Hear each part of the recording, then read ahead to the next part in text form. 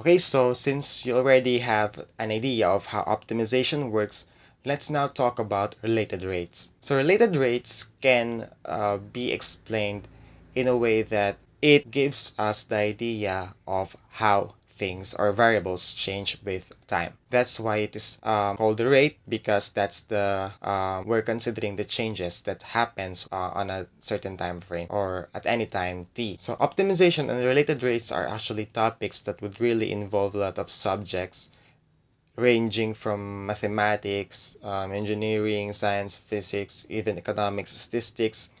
All of these rigorous, topics would be employed in discussing these applications in differential calculus. But I hope that as you learn this stuff, you would appreciate the power of differential calculus more in a way that it can really solve a lot of things. Knowing a lot of applications in the field of engineering and mathematics, we could also appreciate this optimization and related rates in the field of medicine, because in these times of pandemic, um, scientists and engineers will try to extrapolate data from statistics and then use that to find when would be the possible time that we can go out and just live our normal life. So applications of calculus can be used in that, just finding the maximum, because you know that the curves are actually hills. If you will be able to find that certain critical point at a certain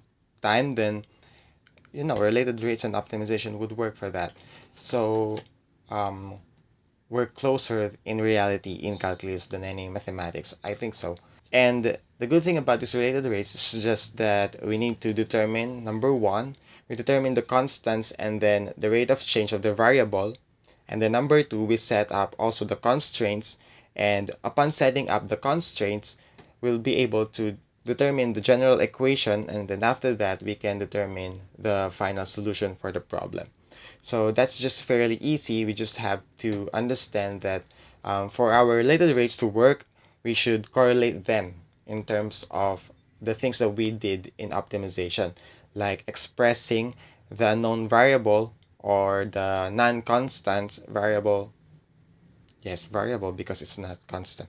So expressing the variables in terms of a function of the variable that is unknown. So I'm talking about the different variables here because you should understand that in solving these applications, we know that there's just not one variable. There are actually a lot of variables. That's why I added some letters in your previous exams. There are quite a lot of letters because I want you to understand that differential calculus doesn't just work with the x and y plane.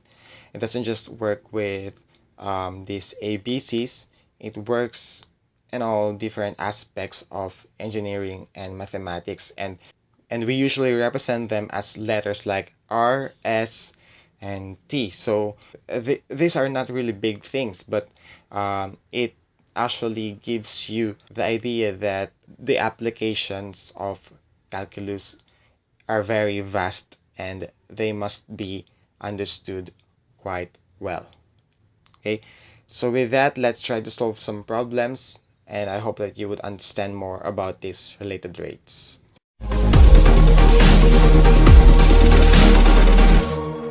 Now let's have this problem regarding related rates. And in this problem, we're asked to find the rate at which the ripple of a lake increases. So you would want to illustrate this ripple of the lake. So imagine if there is this point in the water wherein you threw a stone. So basically, as the time increases, that ripple would simply grow larger. So for example, this is the size of the ripple for every second. So you can visualize it like this. So the question is how fast this ripple changes its size. And to do that, first of all, you have to first you illustrate, and then the second one is you identify the variables. So in this case, if we have a center here, we know that this is always the radius of this. Let me just use another color.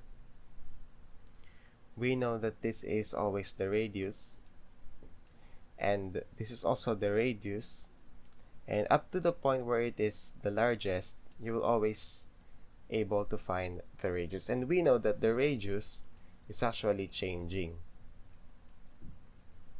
or we can say that this is the independent variable because it's actually is changing.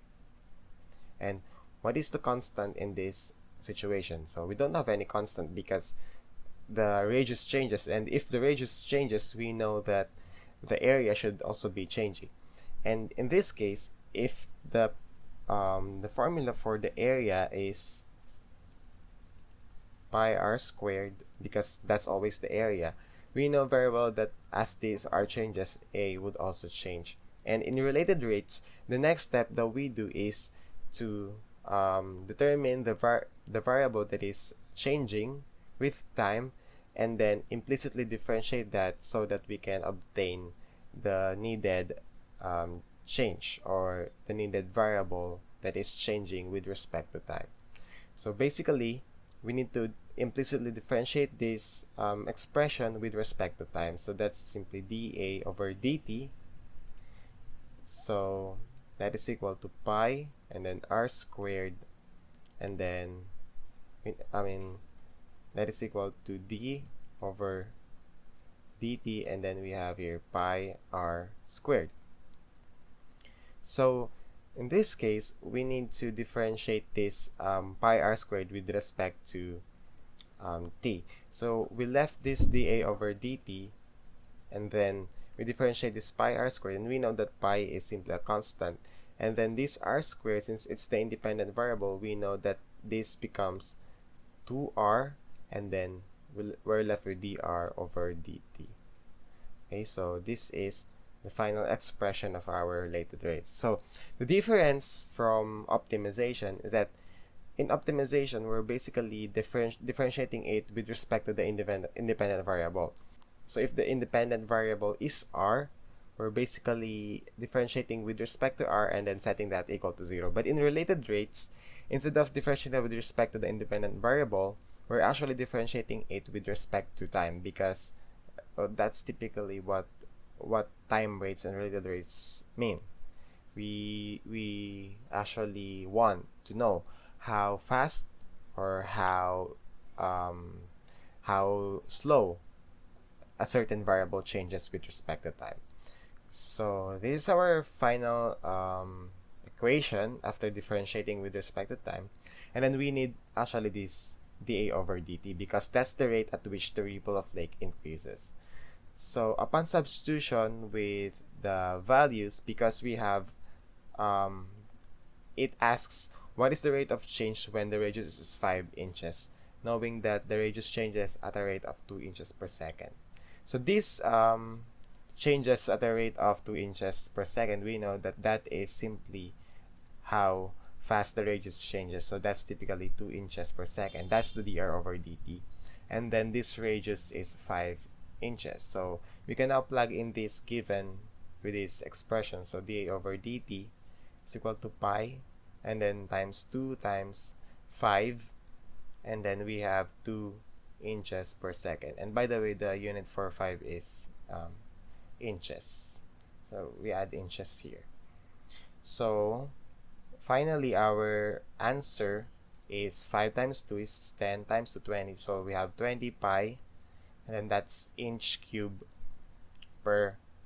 squared. We have 20 pi inch squared per second. So this is our final answer for this problem. The ripple of the lake changes by 20 pi inch squared per second at a radius of 5 inches. This is approximately equal to 62.8319 inch squared per second. So this is how a simple related rates work. And now let's move on to another problem.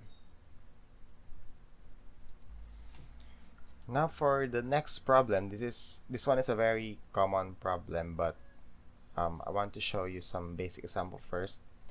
So let's illustrate the given or the problem. So we have a conical cistern that is that is actually something like a cone. So that's it for our conical cistern. And then this is 10 feet across at the top and 12 feet deep. So the dimension is simply 10 feet across, and we know that its height is 12 feet. So this is the height of that conical cistern. So if water is poured into the cistern at a rate of 1 cubic feet per second, so water is actually poured in this conical cistern. So that's 1 cubic feet per second. So if water is 1 cubic feet per second, we know that this is actually the rate of change of water. So basically that's dV over dt, because that's typically the volume in terms of with respect to time. And in engineering practices, we usually use Q when we're referring to any flow rate of a fluid. But in this case, since we're talking about calculus, we just let it be represented in terms of dV over dt, where V is the volume of water. And then the question is, how fast is the surface rising when the water is 8 feet deep? So if, for example, the water here is 8 feet, so let's assume that this is 8 feet, and this is 8 feet. So assuming that this is 8 feet, the question is how fast the surface of the water is rising if it's 8 feet deep. So basically, if we refer to this as the height, let's say this is the height, and then this is the, let's say, the diameter. So we know that this dH over dt refers to the height of this conical cistern. So the next thing that we need to do is to write the equation. And if we're talking about the volume or the flow rate of water flowing into this conical cistern, we have all these dimensions. We know that the original equation will come from the volume of the conical cistern itself. So that's V is equal to, we have 1/3 pi r squared height. So we have pi over 3 and then r squared height. So basically it came from the cylinder. It's just you take 1/3 of that cylinder. Since we have r squared here, we know that if we take the volume, the change in the volume with respect to time, we know that we can implicitly differentiate this with respect to time, all of these variable. So we have pi over 3 and then r squared h. So we know very well that this becomes dV over dt, and then that is equal to, we factor out this constant, and then we're left with the derivative of r squared h. So basically that is r squared times dH over dt, and then plus we have h times 2r and then dr over dt. So this is what it looks like when we implicitly differentiate using the Leibniz notation. So we don't have any problem with dV over dt because it's already given here. We also don't any problem with r because actually r is not given yet. So dH over dt is not given, as well as dr over dt, and then we don't have, but we do have h. By the way, I would also like to emphasize that this r is actually the value of r when the height of the fluid is 8 feet. So in this case, let's just rewrite all these letters in terms of capital letters for those that are fixed. So I'll be rewriting this as capital H, and this one is capital D, just to emphasize that this one is the small height, wherein if we take the radius of this point, we know that this is the small r.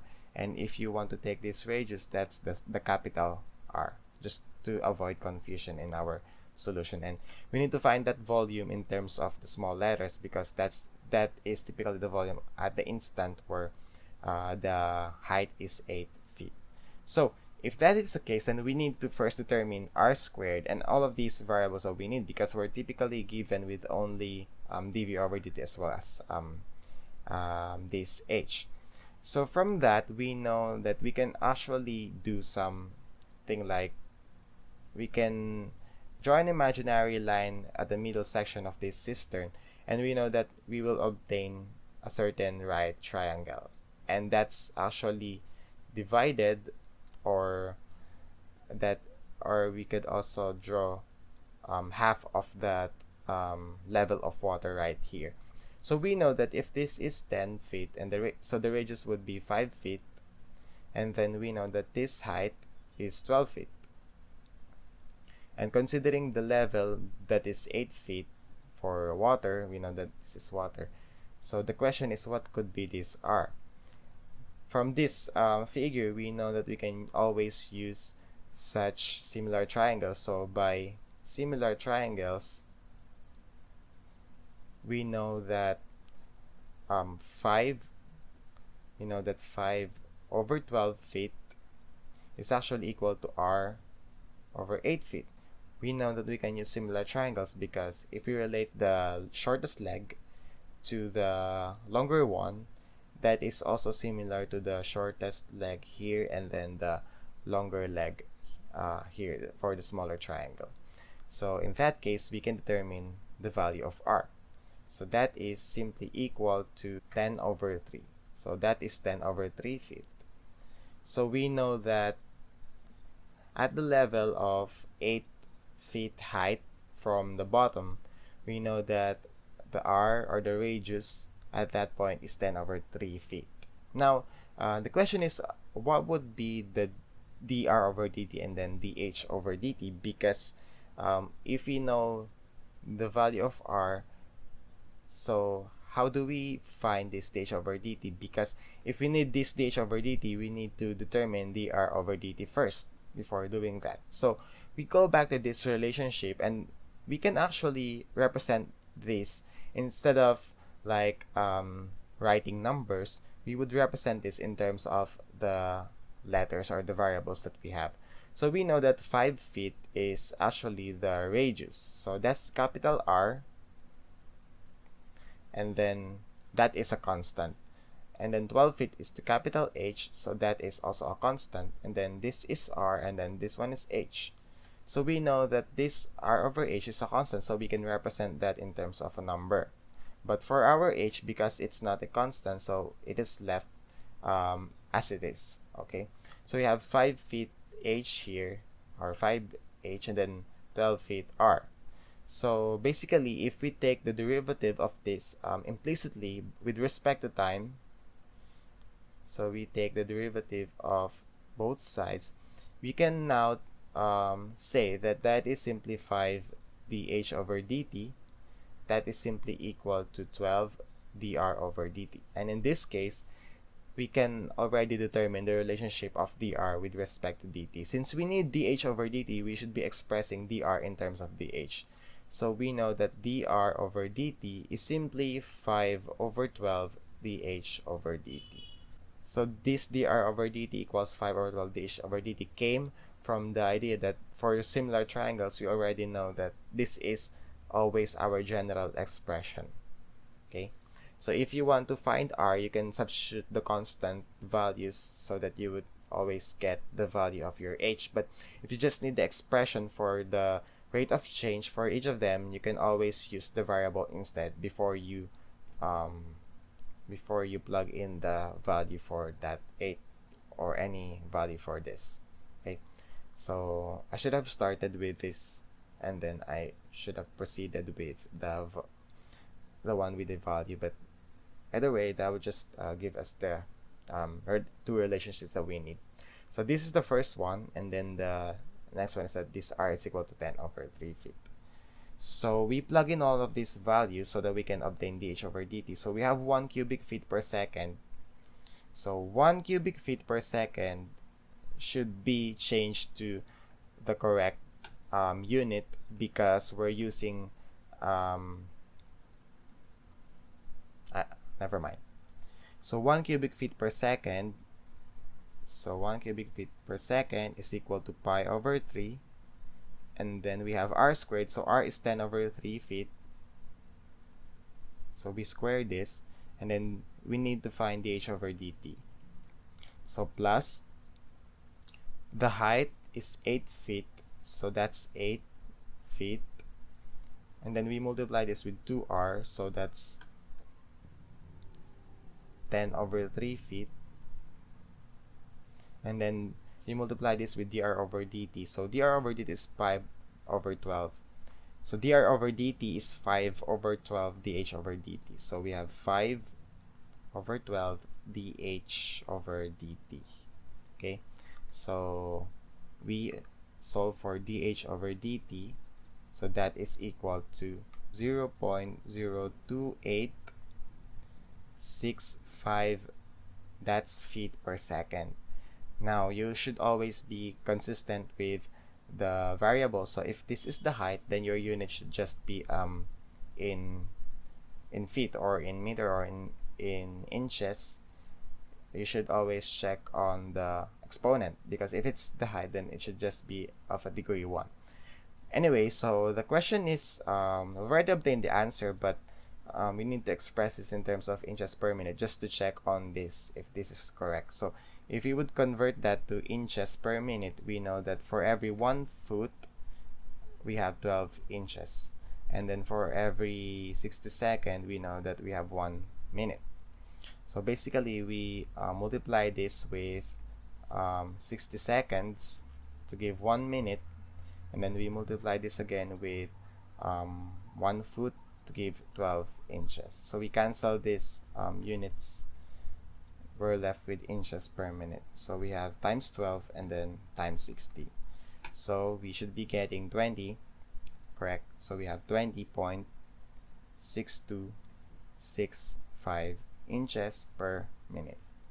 Okay, so this is our final answer. So if your answer is the one, this one, 0.02865 feet per second, and the problem didn't specify what unit you should be using, then this will be marked correct as well. So the same conical cistern as of number 2 was damaged. So basically, instead of filling up, we know that this conical cistern is damaged. So basically, the level of the fluid is being reduced, and it says here that reducing the rate of surface rising to 10 inch per meter. So instead of having the surface rising at 20, we have it as if it's decreasing to 10 inch per minute. And what is the rate at which the tank is leaking when the height is 10 feet? So the question is the rate at which the tank is leaking. So basically, the problem asks for dV over dt in this case. So let's just label all the parts first. So we have here the height, which is actually 12 feet, and then this diameter, which is actually equal to 10 feet, and then we have a level of water that is 10 feet, and then I would assume that this cistern is full of water when it started leaking. So basically, that's just my assumption, but you don't have to worry about it being full at the start, because we're not actually concerned with that amount in this problem. So the rate at surface rising is reduced to 10 inch per minute. So if this is the rate at which so if we're talking about this height, we know that dH over dt is decreasing. So basically, instead of writing 10 inch per minute, you add negative in this portion, because it's with reference to the Cartesian coordinate system. We know that this one would always decrease in value. So we know that instead of writing positive, we should be using negative. That's the same way when things go backwards. So we represent this as something that is positive when it goes to the right and negative when it goes to the left. If it goes upward, then we represent it as positive, and then we represent it as negative when it goes to downward. So basically, you might as well want to use positive, but you should take note that you will be subtracting that instead of adding to the equation. So you'll understand it once we solve for it. Okay, so since we already represented all the variables that we need, We can also use the similar triangles again. So we know that for the similar triangle, this is actually this one. So we have 5 here and we have 12. So the question is this r, and we know that this h is actually equal to 10 feet. So we have 5 over 12 that is equal to r over h, wherein this r is thing we need, and then r over 10 is the equivalent for this one. So if let's just take this first so that we can have the representation, and then if we do that, we have 5h is equal to 12r, and then differentiating that implicitly, we know that this will give us 5 dh over dt, that is equal to 12 dr over dt. And then if we take this 2, 5 over 12 equals r over 10, we know that we can determine the value of our r at the instant where the level is 10 feet. So we have 50 is equal to 12r, so the value of our r is equal to 50 over 12, that's 25 over 6. Okay, so that's fit. And then we do have, let's represent this dr over dt in terms of dh over dt again. So that's 5 over 12 dh over dt. So now that we already have these values, let's go back with the original equation that we need. So that's typically the volume. And to represent this cistern, by the way, we know that this volume is leaking. So it goes out. Okay. So the volume is equal to pi r squared height, and then we add 1/3. Okay. So we know that in this case we have dv over dt is equal to, I'm implicitly differentiating now, so we have 1/3 pi, that's a constant, and then we have r squared times the derivative of h with respect to time is dh over dt, and then plus h times 2r and then dr over dt. Okay, so we need to find dv over dt here, so it's left out, and then 1/3 pi, so r squared is 25 over 6, so we have 25 over 6, and that's squared. Then this dh over dt is actually equal to negative 10 inch per minute, so that's negative 10 inch per minute. So we should be writing the unit here so that we don't get confused with all the units that we have. So if this is, we should be writing feet here. Okay, and then plus, so our h is 10 feet, so we have 10 feet, and then we have 25 over 6 feet here.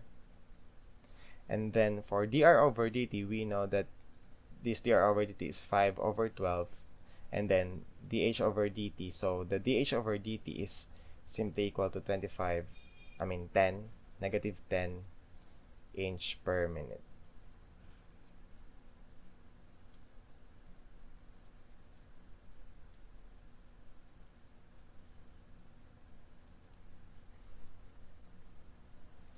Okay, so we proceed with the calculation. So dv over dt, now we need to have a consistent units here. So the easiest way that we can represent this is to divide these inches by 12. So I'll be dividing this by 12 so that I can cancel out this inches symbol. So divide this by 12, so that's inch per foot. So I can cancel this out, and now we're left with consistent units all throughout. So that's feet. Okay. So now let's compute for the value. Okay, so our dv is negative 30.3009 cubic feet per minute. Okay, So this is our final answer. Now, um, you can also represent this in terms of inches cubed per minute. It's all up to you.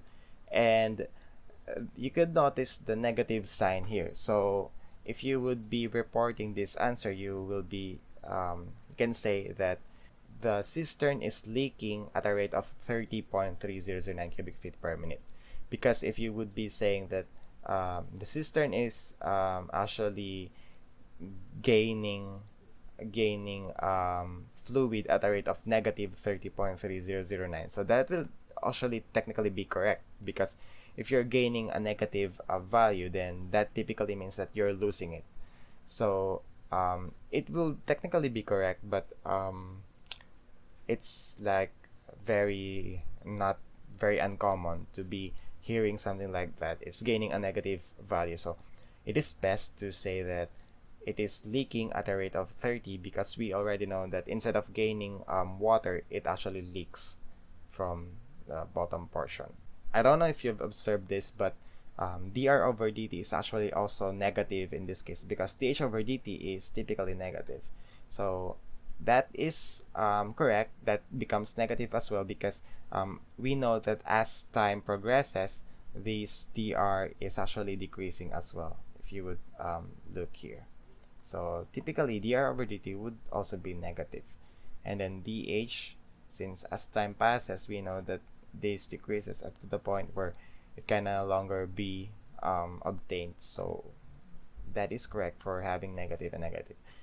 You just have to take note that if this becomes positive, then you would be getting a smaller answer for this one, and that would be incorrect, because you have to account that the change in the radius is also negative. Okay.